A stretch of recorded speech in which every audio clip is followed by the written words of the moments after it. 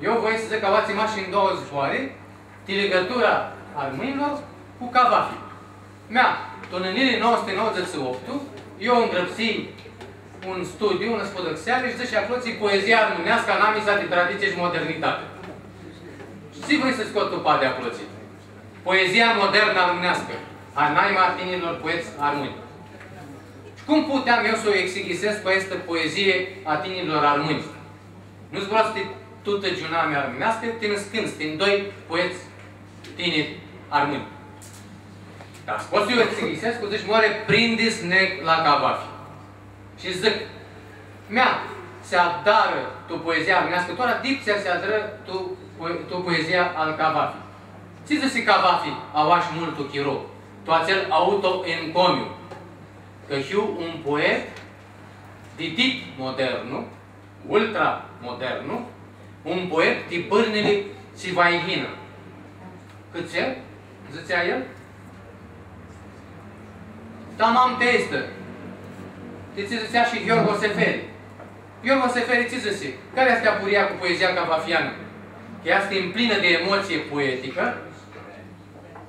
Ma apurie, limba este una non-poetică. Este una limbă non-senzuală. Este una poezie fără buiaură stilistică.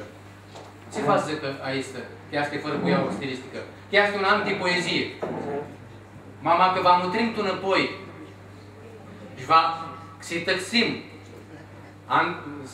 aceea ce scrie Tache Papahagi, marele nostru învițat genial, și folcloristul, și etnograful, și critic literar, și istorian literar, acel se dea de protacanonii de literatura armenească tunănilii 912 ghinihiți, când băgă pe aradă canonea, cu țeam greacă, de literatura armenească, ce zice Tac Papahagi? Tac Papahagi zice, more. Și asta cu poezia este populară armenească, cu poezia a la omului armenesc. Nu se idisește tip cu poezia tradițională. El măratul se gândea la poezia tradițională și la poezia românească, folclorică, și zice, nu se idisește tip, este tip anacuda. Câțet.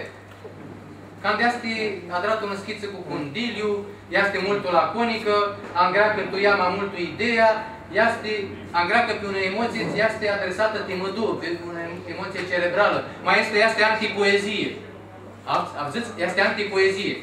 Si nu aduc ea Tac Papahagi, este că aici antipoezie, care spura el, taha, antipoezie, o avea fântâna dip tu clasicitatea greco-romană și prindea că el își zice, are o simplitate clasică poezia populară armenească. Cealaltă de mai mare vreți. Aici vrea să zic că această poezie armenească populară o avea fântâna dip tu clasicitatea greco-romană. Este una poezie pentru sonii cu opție universală și mai este una poezie cu una opție universală prindea să o judicăm apșiții și nu cum o judicăm măratul Tac Papahagi. Ma vine Chira Iorgoveanu Mansu, poeta noastră, și zice, more. Știți ce se adară? Aici taha antipoezie poate fi bulgurisită ca un arhetip tip poezia modernă. Și atunci a lui nu este o apurie că tinerile sturnară tamam la rădățina cea clasică și scoaseră tupate tamam aici aradă. Aici poezie laconică, aici poezie ce angreacă pe idee, aici poezie ce angreacă pentru sonii pe inteligență și care amintă o emoție ditu drama a ideilor, ditulugia cum pispileaște pentru sonii poetului ideii. Aici este o apurie și naima mare apurie este că tip se zicea Tac Papahagi, zisele și critici de cavafi și, dacă v-ați găsiți, un eseu scriat de cavafi și este un soi de comentariu de antologia al politis, va băgați oară că acolo se spuraște maxus din scrise poematii, ți sunt îngrăpsite, tu limba neogrățească, tu metrul iambic, nu? Și tu sticlul iambic, stih iambic tu care îngrăpsea armânii, când îngrăpsea știi că ție că ducea după limbă. Când îngrăpsea tu limba armânească, îngrăpsea cu stih trohai. Ma când îngrăpsea, știi? Și sunt un scânti poemati populare, cântece populare, ca Sfântul Irghie armâneaște și îngrățeaște, Sfântul cu ritmo iambic, și când o alăvda acele poemate de care născând se tăxiră de toxeane, francezi și alți occidentali, zise că nu avea eu să-ți amintă acele cântece cleftice ce le alăvda Cavafi, gândea să-ți amintă mașul era râmătulazele și era munță de tueladă, știm că tu munță era ricochieri a noștri. Vedeți, altă andamusi nevizută a armânilor și a poeziei armânească cu poezia cavafiană. Este una apurie, cum la Cavafi, cum îngrăpsire cavafian născând armâni, fără să-l cunoască Cavafi. Și zburăsc cu Tora. Ilia Polonia, de poeții noștri, de Mihali Prefti, de Matilda Caragiu, Marioțeanu, și de mulți alții, nu le aduc Tora aminte avații, și de Spiru Fuchi, care închisit de la o poezie cu una opsi neo-expresionistă, de la acea expresie barbară, când ziceam al fost al temelii, Odiseea Senitis, când îngrăpsite pictura neogrețească, se moare tu pictura neogrețească, nu se află, nu este uidisită cu spiritul neo-expresionist, știm că se află mai Gheorghe Buzianis și Ahântu. La armâne este apuria că se îndămânsește tu cultura noastră și acea expresie barbară, taha barbară, care este pântusoni în plină de buiaua plastică, se îndămânsește și se astale cu acel logos mediteranean și avația este harea a culturii a noastră.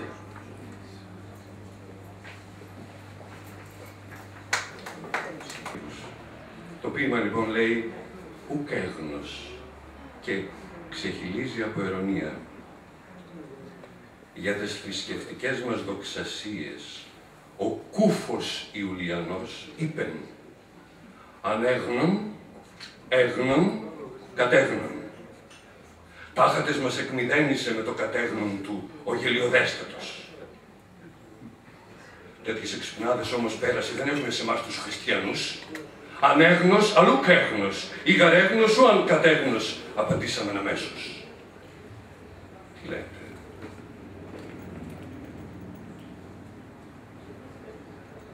Nu le-ai achipăsit. Τη δόξα αθρησκείηλor a noastră, πρόφκουλου Ιουλιάνου Τζεσί, αδιαβασί, αντουκί, κατεδειξί. Τάχα νεφιάτσι στίφα που καταδειξιάδια lui Καραγιώσλου. Μαχτάρι που νηριάδα νου la noi creștinii.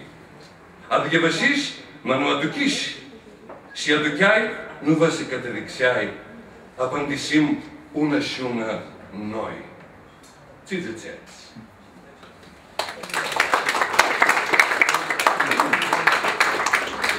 Nu l-antipesim, mă mutresc cum cură lucrurile și va fi Suidisescu, fără-ți vrem noi.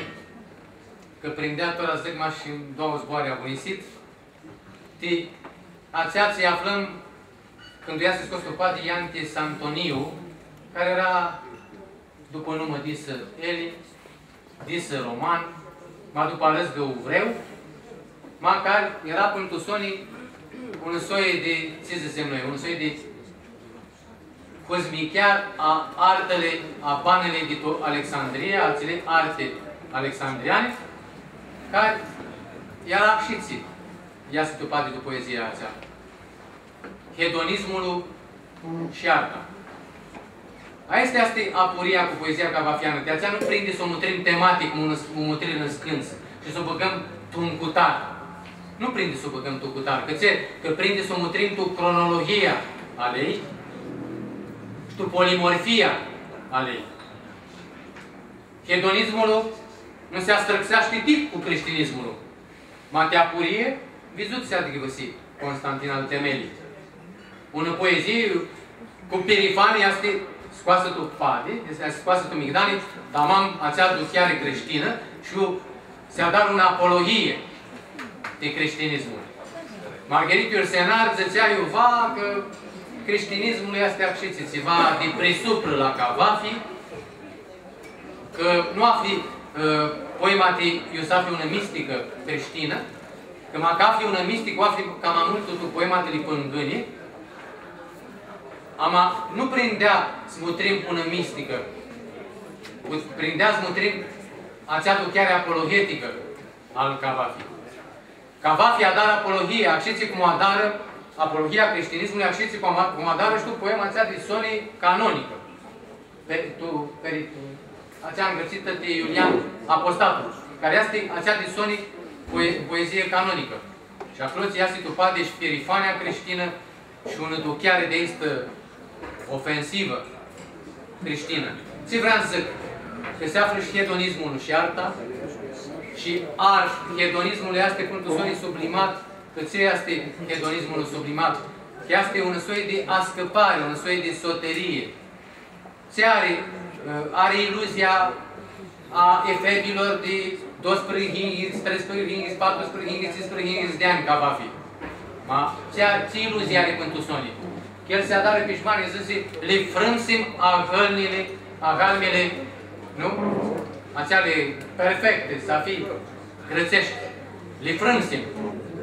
Nu? Acolo ți ieșea tu padeții, aceea ți era perfect totul cultural, grățească. Avea nostalgia, te-ai cu amintate junate a culturile elinichească. Și tu arta taha erotică, vedem și este duchiare, este soterie brituartă, hedonismul este scos tu pade, de exemplu, mușat, și tu alăsăminte mușate, lo aflăm și alam tu hedonism, este de tip vulgar, eu nu para pot să luvești, nu para mi-am fac cu acest hedonism, că pentru sonii, poezia lui Cavafi este tu pare și acea lume exterioară heteroclită, cu opții cosmopolită, m-aș cu suflet care este aplupusit de patima timorbidi. Este expresia al Cavafi. Eu filisi tu limba românească patima timorbidi, că țe că o filisi zbor axus, zbornul latin morbidus. Care va zic lângit, va zic alergia, va zic și figurat. Că poți fi alergia. Mă vedeți? Asta este mușlutața tu poezia cavafiană. Că este daima antitetică. Nu se astrăxat și hedonismul cu creștinismul, mai aflăm tuti tot poezia cavafiană și aceea prinde sumutrim și cu un ochiu de-a largu, eu zic și cu un ochiu de cineastu, de Candachim la cinematograful, că poezia lui m-a sumutrim acșiții, umutrim, intrăm și noi cu un soi de istorie eleată, chirolul nu mai are sinuri, chiar sinurile, și ne chirem și noi cu acea filosofie, cu acea lume eleată, mă putem să umutrim și cu un ochiu de aproape. Mă acomutrim cu un ochiu de alargu, cu un ochiu de cinească, de Candachim la cinematograful, când vedem în lume pe o pânză tirie, nu? De tip ca la cinematograful, și acel film, țicură din mintea noastră, este fără sinuri și este necontinat. Nu bidiseaște vârnăoară. Și auați, voi sunt clit, cu ce voi sunt clit? Pentru poezia cavafiană aflăm stat la un decor istoricu, el zice, eu fiu un poet istoric. M-a prinde să-l pistipsiți Cavafi, prinde câteva roară, mă nu didic. El este un poet istoricu, m-a îngrăpsit și el a divăsit și poematii ți sunt dispuleate diții do alăxămintul istoric. Nu are vără alăxămintul istoric. Afle acloții tragicul. Tragicul acel schet pur, neamestecat. Tragicul ăsta se află și tu cultura armânească. De aceea se uidiseaște înapoi Cavafi cu cultura armânească și cu poezia armânească. Asta este altă apurie, care este poema de trahiții, taha trahiții, se uidisesc de tip cu cultura a noastră. Că el zise tu un autocomentariu de-a lui când îngrățit de pesimismul, că nu prinde zliveți, este poema de când sunt poema de tip pesimiste. Câte voroară un zbor, e un stih, al stoarnă de tip, tot ce era toată vederea aceea pesimistă. Și asta vreau să scot o parte și cu asta vreau să înclid. Aflăm tu lumea cavafiană, poetică, și una lume înclisă cum ți-a dat tu politia, nu? Tu avzita poemă politia, eu ți vedem, ți avem din inti una lumii, tu care nu poți să astreți condiția ta, moartea ta, aripidinarea ta, surparea ta, că Pântul Sonica Tuhilie îți vedea surpăturile tu acea poemă, tu acea politie, și călătoria era de prisupră. Nu avea vârnă, simasie. Era una lume înclisă, un univers înclis. Mactora. Ce este lumea asta noastră? Și asta e o lume universală, de toată Duneaua și de toți oamenii. Ma ți-a îngreacă multul de multul. De cultura românească, ma că îl mutrim ca va fi. Cu asta voi se înclid. A îngreacă Itaca. Că ți-a îngreacă Itaca. Ma că tu politia, tu fieridie, și tu alte poemate de este de tip tragice, care sunt de tip dispuleate, de aici do al lăxămintul istoric, aflăm ducherea aceea de tip tragică, tu, Itaca, aflăm altceva. Aflăm călătoria, aflăm calea, și călătoria și calea se adară interioare, se adară înăuntrul a nostru. Și Pântosonii, care este o problemă metafizică de cultura românească viitora, contemporană, se adrăm noi. Noi ne căptăm cazuri Itaca. Ma Cavafi ne da altă fracție. Cavafi, zici, more, nu îngreacă Itaca. Ima ca îngreacă Itaca, îngreacă cât se disclidi una cale de experiența a banului. Aceea ce îngreacă nu este Itaca, aceea ce îngreacă este ți-aminți tinipicale. Metafizica românească este metafizica calilei. Este metafizica ce se află tu avzita poemă Itaca al Cavafi, de care era îngrățită tip de armâni. Îngreacă ți-aminți pe cale, îngreacă calea. Aia este cultura românească. Calea. Fără simă.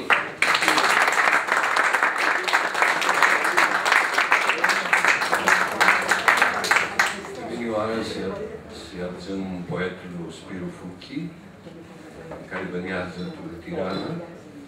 Ήρθε η ώρα να ακούσουμε τον ποιητή Σπύρου Φούρκη, ο οποίος ζει στα Τύρανα. Έζησε στην Ελλάδα 10 χρόνια, μιλάει πολύ καλά ελληνικά. Του ζήτησα να απαγγείλει και εκείνος ένα ποίημα στα αρμανικά και εγώ θα το πω στα ελληνικά και στη συνέχεια να μας πει λίγα λόγια για την περιπέτεια αυτής της μετάφρασης, γιατί έχει πάρα πολύ μεγάλο ενδιαφέρον. Όπως σας είπα, μιλάει πολύ καλά και αρμανικά και ελληνικά και ελπίζω ότι θα κυκλοφορεί ανάμεσα στις δύο γλώσσες με άνεση η οποία θα διεγείρει την προσοχή σας. Κύριε Φούκη.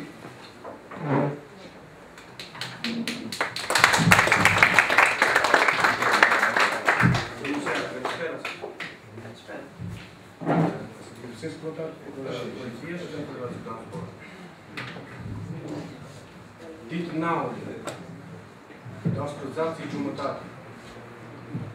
Agonia trecăoară, dit naul ce apreși lampa și stătuia ora. Stau, fără să divusesc și fără să scot în zbor. Cu care să zbor, el cum iau tu casă a este. Răvăsirea chinului meu trup, dit naul ce apreși lampa, vine și mi-află timsi, udați, închiși și anipzoși, și nepșuri de onoare, și nepșuri cutizătoare, și cumpăr, ne-aduți de minte, căiuri citorani sunt psiani, piații umplute, cu nici cărți plictisiră, și teatri, și cafinet, și era onoare. Înrusirea trupului vine și mi-aduce și amărăciune. Jegurile femeii, țările, să-mi minți de amelii, să-mi minți de morților, ahând puțin nisidi. Dar spăzați jumătate. Cum trecu vara, dar spăzați jumătate, ani cum trecură.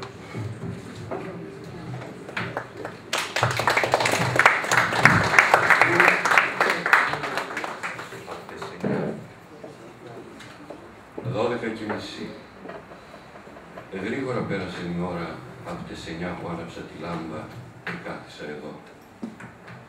Καθόμουν χωρίς να διαβάζω και χωρίς να μιλώ. Με ποιον να μιλήσω κατάμονος μέσα στο σπίτι αυτό.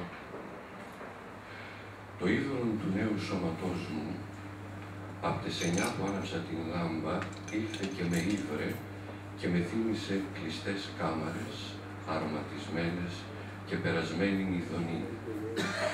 Τι τολμηρή ειδονή.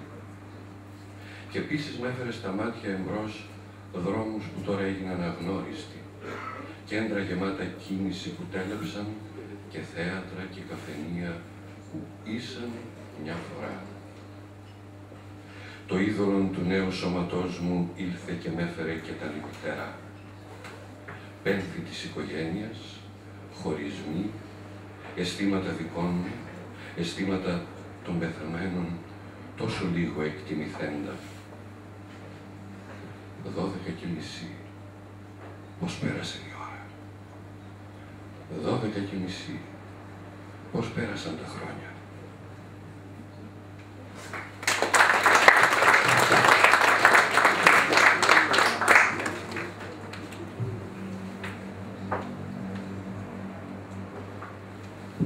Toen je nou voor de nou UNESCO αποφουσεί στον ουσιαστικό ζώο διάζα, ζώο επίσημο τη ποεζία, ζώο international ποεζία. Όπως ξέρουμε όλοι, το 1999 η UNESCO αποφάσισε την Παγκόσμια ημέρα ποίησης, τη σημερινή ημέρα ποίησης, και είναι η τιμή μας που σήμερα μιλήσαμε και θα μιλήσουμε για τον Καβάφη. Για μένα το μεγαλύτερο ποιητή που υπάρχει στον κόσμο, που σπουδάζεται στα πανεπιστήμια και περισσότερο από το Σέξπιρ. Να τον άμαζες μπορούν τη Καβάφη, τη ποέτλου, τη μήνυ κάμα αμάρι του Λούμιαν Τράγιο του Νιάου, și spudăxtești la universități de Dăneau Tută și cam mult de Shakespeare.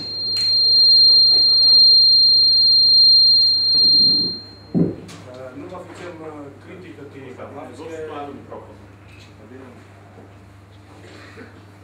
Nu vă facem critică de Cavafis, că mușat și cum poți grima mușat de Gheorghe Aurana, mă vraticem dau zboră de traducerea. Cum se face traducerea pe limba românească.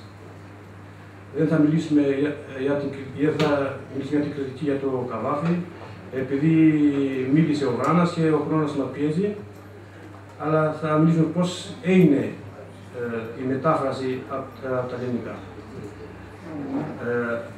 Η πρώτη γνωριμία μου με το Καβάφη έγινε εδώ στην Ελλάδα, το 1997.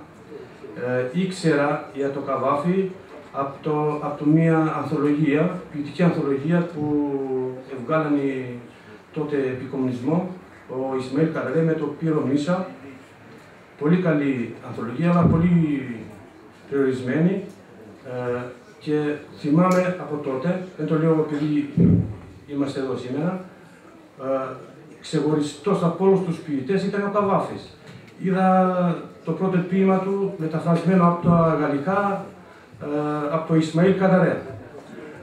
Και στο τέλος ήταν η Ιθάκη, η Τάκα, και στο τέλος λέει επειδή ο Καβάφης μιλάει τον δρόμο, την κάλια που μου τσενόει, ο Ισμαήλ Καρέ είχε βάλει ένα στίχο και λέει αυτό συμβαίνει η πατρίδα. Τότε αυτή ήταν ο Καβάφης για μένα, αυτοί γιατί δεν ήξεραν καθόλου ούτε ελληνικά.